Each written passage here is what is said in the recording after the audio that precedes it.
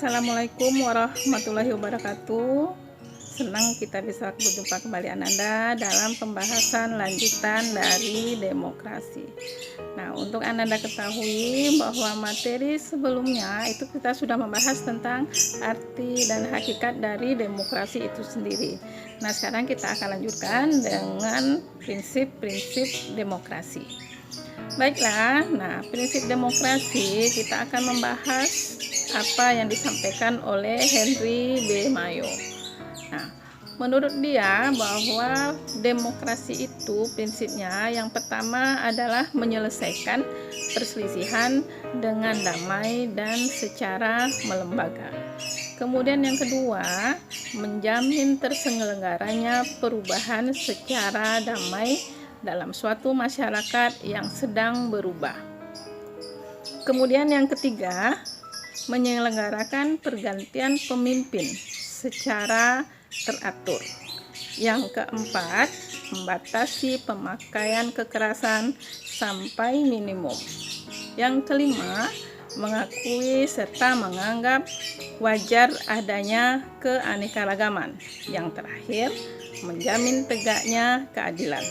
Nah, dari prinsip-prinsip demokrasi menurut Henry B. Mayo itu kita dapat mengambil kesimpulan bahwa pada dasarnya demokrasi itu adalah suatu bentuk tatanan pemerintahan di mana semua permasalahan itu diselesaikan dengan cara damai melalui kelembagaan. Dan juga di dalam demokrasi itu masyarakat ingin melakukan suatu perubahan, dan perubahan itu nanti mungkin akan ada yang pro dan yang kontra. Makanya jalan damai merupakan salah satu hal yang sangat penting dalam menjalankan prinsip demokrasi ini. Dan yang lebih penting lagi, demokrasi akan menjamin tegaknya keadilan. Nah, lanjut kita akan lihat indikator sistem demokrasi. Nah, di dalam indikator sistem demokrasi itu ada 5. Yang pertama, akuntabilitas, kemudian rotasi kekuasaan, ada rekrutmen politik yang terbuka, kemudian ada pemilihan umum, dan yang terakhir menikmati hak-hak dasar. Nah, sekarang kita akan membahas apa itu akuntabilitas. Akuntabilitas ini sama dengan pertanggungjawaban.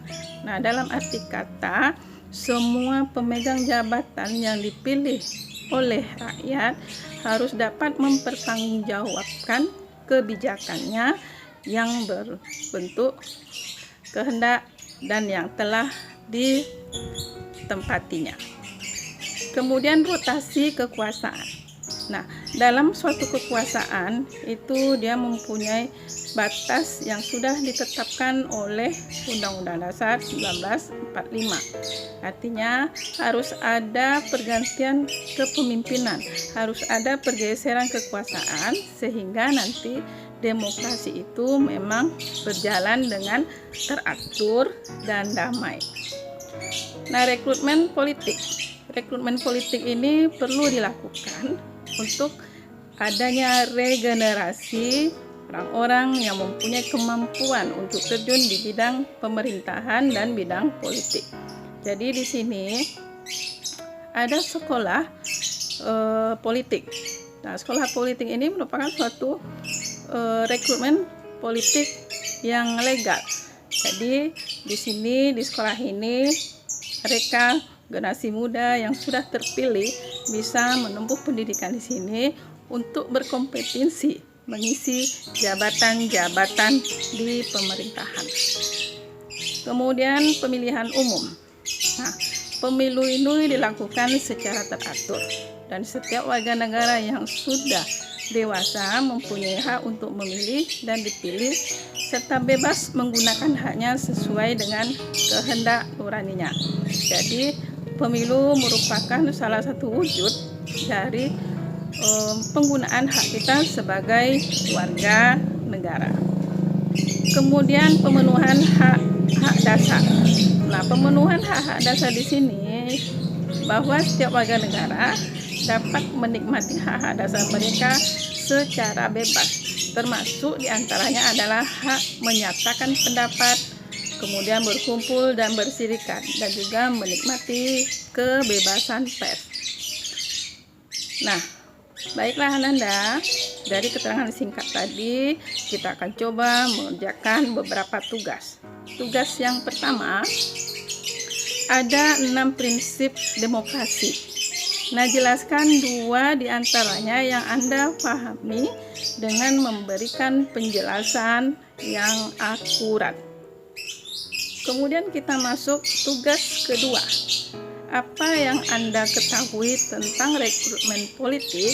Nah, jadi Anda silahkan mengerjakan 2 tugas ini sesuai dengan kemampuan dengan analisa Ananda dalam memahami materi yang sudah Ibu jelaskan.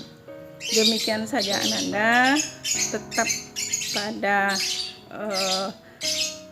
ketentuannya, kita tetap jaga protokol kesehatan. Mudah-mudahan Ananda bisa mengerjakan tugas ini dengan baik, dan mudah-mudahan kita semua tetap dalam kondisi sehat.